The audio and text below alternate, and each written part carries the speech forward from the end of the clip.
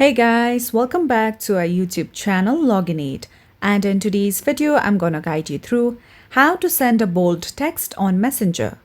So one thing you have to note down is that according to Facebook or Messenger, there's no such feature by default that allows you to send a bold text on the application. So what you would have to do is open any search engine or web browser according to your mobile devices. I'm going to launch Google search engine. From here, go to the search bar and search for bold text generator. I'm going to tap on this link on top. Now simply enter a text over here. Now you can see that this specific text has been changed to bold. Now let's copy it. After this, simply open Messenger app on your mobile devices. Now tap open any conversation you wish to.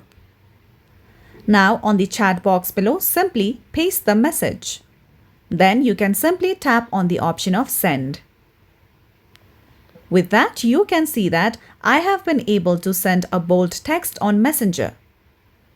So that's all for today's video, and at last, don't forget to subscribe to our YouTube channel.